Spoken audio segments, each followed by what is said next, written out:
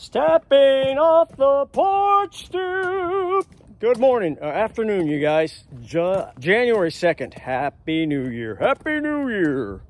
We've got a talking Christmas tree called Douglas fir that we bring out every year, and he shouts out, Happy New Year. So anyways, welcome. 8 o'clock Tomato Talk. Kevin here, January 2nd. It's about 1:45 in the afternoon. It's foggy, misty, I guess. We're going to talk about the perils and opportunities that come with placing perennials perfectly. I just made that up on the spot. Placing perennials perfectly. I have blueberries right here. We rented for 2.5 years or more. You can see them right there with the reddish mulch over them. 2.5 years or more we rented. Lived in an RV for 5 months. All the while, these things living in pots, in temporary spots in the ground, they survived. So I originally had these blueberries. So think about it, 3.5 years. Let's see, 19, 20, 21. 3 3/4 years I kept these things alive. We were even picking blueberries from these guys in pots when we were at that tiny RV waiting to get into this house. So originally they were around the corner. You can't see, but there's those two walls right there. Around the corner, they were there. I moved them from there after about 3 or 4 months, put them in here. And then we decided we wanted to shrink this back because this is too far out. This is the placement part. Perfectly placed perennials. You see that stick right there in the ground? That's our new marker. We're gonna move it in to about right there. So from here over is gonna be a planting area bordered by blueberries. So, I mean, bordered by just this, we're moving the blueberries, bordered by this plank is gonna be moved over to here. So it's just gonna be a straight line now, none of this C-shaped thing anymore that you see bordering the blueberries. So for the third time, the blueberries are gonna get moved permanently. That's the permanent part. And there's some of these things I could have controlled. We did our best. Some of these things I could have controlled, and some of these things I couldn't control. I think the moving part was a 50-50. I could have controlled some of that, but I can't beat myself up about that too bad. You just try different things when you move into a property, and we didn't like them down there. So moving them here close to the house, and then I just placed them wrong. Me and my wife talked about it today, just really communicating with each other, because we're both vested in this. I'm more hands-on with the vegetable part, but she's every bit as much as I am, importance-wise, in the planning part. And I just placed these things too far out into the lawn. So we got to shrink this into a pie shape again. I'll back up a little bit. So you can kind of see the wood chips, the way they go along the border of the sidewalk, and then over here they should be right there. It should be about right there, sort of a pie shaped. But I bumped it out like that. So the thing I really could have controlled was, as I was busy building the compost this year and establishing these 3 raised beds here, which I'm super excited about. You know, the ongoing tale of the 5x3, the cover crop and the far one there.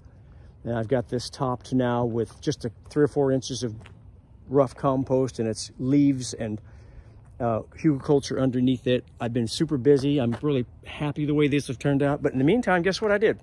Mid-August, I turned around, or early September, and suddenly it hit me. I had killed at least half of my blueberries. We went to Kentucky, like 30 miles away, to get these from a blueberry farm so I could get local blueberries. Only to find out that they don't just grow themselves. You have to establish them. Blueberries are sort of a persnickety perennial. I use that P word. And I think all plants have persnicketyness to them. Their particular persnicketyness, I'm piling up the P's here, is that they're a shallow root. They have a shallow root system. I'd say they go down 1 foot or so at the deepest, but in general, their roots lie in a zone 1 inch or 2, or a couple inches below the soil line to like 1 foot down. And you've got to keep that moist. I didn't have it mulched. All this nice pine mulch I have here, you can see how thick it is now. It's just great stuff, but I waited till after the fact. I finally rushed that down in mid-September after the fact, once I went over there and realized I had let these things perish. I should have put that down in May and should have checked and watered these. We had 2 or 3 really bad dry heat spells where we reached close to triple digits, starting one in June, and I'm sure that set them back a little bit, but they were still okay. And then we had one in July, around July 4th, and then there was a third one just 2 or 3 days, and I think that's the one that pushed us over the edge in mid-August. If I go back and look at the day by day, which I just did recently, of our weather here in Zone B, Southern Indiana, that's the way it kind of played out. We had 3 bad heat spells, and that third one, I believe, did it in. In the meanwhile, I was furiously building compost for next year, which is a good idea, but start small, think big. I wasn't following my own advice. So I started kind of medium or too big. I don't know what I could have done, maybe planned better, but once again, perfectly planned perennials are priceless. Please, please hear me on that. So I'm going to show you where we're going to move them to. You can see I've moved the, I haven't moved these yet.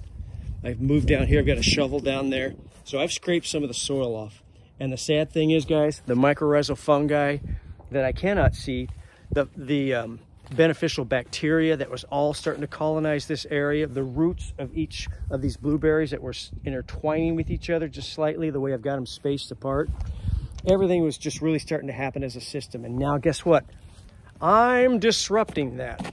So even the earthworms, I saw several earthworms, I was telling my wife, where there were no earthworms before.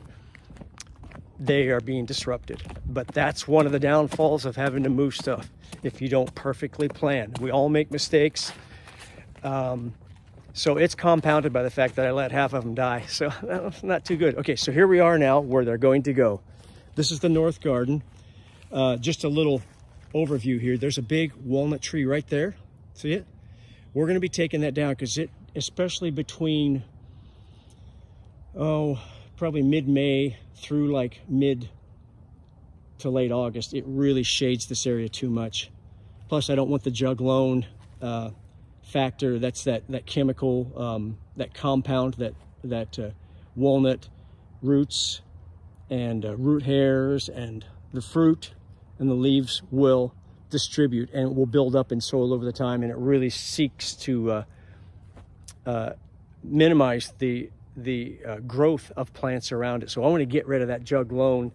When I get rid of the tree, I will be getting rid of that. So that tree is going to be gone. We're going to be getting rid of this tree by this structure right here, this lean-to thing we have. It's a pretty redbud tree, but it shades the area too much, and we have other redbuds growing on the property, so I can get rid of it. And that's going to really open this up. But you can see now, there's the blueberries in a wheelbarrow. You can see beyond there, I got them all. I got good root clumps and everything. Even though half these may be dead, I'm going to move them. I've got a bunch of good soil in this smaller wheelbarrow right here. Beyond, like between the orange bucket and that flower pot. I'll be adding that to each hole. And then this is where the blueberries are going to go, right here down this line. You've got the fence right here. So between the fence and like those white and orange bucket,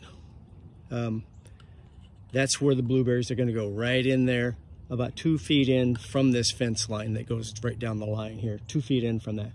So there we go. Blueberries getting moved a third time. Oops. There we go. And, you know, James Prigioni, I was just listening to a couple of his videos. I listen to a lot of gardening videos as I'm doing gardening, just trying to continue to fill my head, even though I've had almost 34 years of gardening experience, with more and more new ideas from different angles, from different people who have blazed trails like James and like Kevin from Epic Gardening, and Millennial Gardener. I Am Organic Gardening over in New Jersey as well. Guys like that. I'm just filling my head with knowledge. But James reminds us to place fruit trees and bushes carefully so we don't have to move them, of course, which I'm doing now, and so that we can maintenance them and build that soil structure. Once you put that in there, the whole thing about no-till is I don't want to be rooting around. I'm doing some major rooting around now because I've got to disrupt the growth cycle and the life cycle of the dirt itself, which we need to always factor in as a foundational of foundational importance when it comes to no-till permaculture. that soil structure needs to stay intact, and I'm disrupting it. So James always reminds us, buy carefully the varieties which grow good in this area. I did that. I covered that base good, went down to Kentucky, 30 miles away, still same climate zone. Even the soil needs similar, and I really hit it big with that, but then I just lost track of them this year, and it's just I got to be careful not to just get beside myself, because as James points out, with every crisis or every flub up we make, or flub up that happens to us, there's an opportunity for growth through the knowledge we gained. And I certainly am going to take that approach, because I gained a lot of knowledge. Watch, mulch, maintenance with watering during those hot spells. We are here as stewards, not only of our property, but the things growing on our property. So that's part of the property. And I really just let it slip as I was furiously building raised beds and huge compost for next year. Not bad stuff, good stuff. But I didn't follow my own advice as well as I should have. Start small, think big. I started pretty big, knowing we were going to do a big scale home garden and permaculture thing on this site, and I just got a little bit too big with that. So can you guys see that? There's something on the screen there. So start small, think big. It's okay if you start a little bit big, but you've got to be able to keep up with it. So anyway, that's good. As James says, pick your varieties carefully. I did that. Choose your site carefully. I didn't do too good with that. And build your soil up with good mulch. Did that after the fact. That was a mistake I made, and I'm going to pay dearly through the loss of probably 3/4 of my blueberries. I had 16. We're probably going to be down to, I'm guessing, 3 to 5 that made it. So there we go. This is where they're going to go, and I've learned from this. Hope you guys did too. Thanks for joining 8 o'clock Tomato Talk, guys. I did a little song commemorating a whole 60 subscribers in mid-November, and it just suddenly jumped up. Most of those were musicians. Through subscribers from 60 mid-November to, I'm up to almost 400 now, and it's right at January 1st, January 2nd. So thank you so much. Please subscribe. It's not about me getting numbers. It's about spreading the word. If you watch me, if you watch anybody else, I'm hoping I can provide a unique angle and grab up people who would garden that may not watch other channels for whatever reason. Because I always want to give props to the people I'm learning from that I mentioned beforehand here a couple minutes ago, and as well many others. So there we go. The 2 8x3s and the 5x3 in the middle are sleeping pretty much now. Got my cover crop over here in this one. The 5x3 ongoing saga. I know it looks pretty sad. We had that frost just really hammered it, even with the plastic protection. I'll get better with that next year. That's another thing we're going to improve for sure. I've got ideas. This one here, just buried some compost in it, or some scraps from the kitchen the other day. There's a little bit of Brussels sprouts leaves. That's not live plants, that's kitchen waste. That's going to break down over the rest of the winter. But it's just a thin layer, just like this cover crop one down here. A thin layer of dirt, 2-3 inches, finished compost, I mean. Underneath is chomped up grass clippings and leaves, and underneath that is the usual hugelkultur, the rotted pieces of sticks and logs and branches that had a lot of fungi growth on them already. Perfect for breaking down over the next couple years. Check this out. Little bonus before I go, guys. Best carrot ever. Look at that, Danvers half long. Earring. That's a beauty. That's the best one we've picked. And here we've had a string of days, last week and a half ago, 3 or 4 days in a row where it didn't get above freezing for the high. And as a matter of fact, I think we almost broke the record that was set in 1951 of 26 below. I think we hit around 18 or 19 below at least a couple nights. Anyway, doing good. I'm really proud of that. Even though it looks pretty shabby right now, we're still picking carrots, and we'll be picking them all through the winter just from this little plot right here. This is our Start Small, Think Big case study. Thanks for watching 8 o'clock Tomato Talk, guys. Love that you guys are joining in. Let's get up to 600 subscribers. That'd be my goal. I would hope to, by the end of January, to get 600, 60 to 600 in 3 months. That'd be cool. Thank you so much, guys. Please like, please subscribe, share this with your friends. Have a good New Year's. We'll be in touch. Talk to you soon. Bye-bye.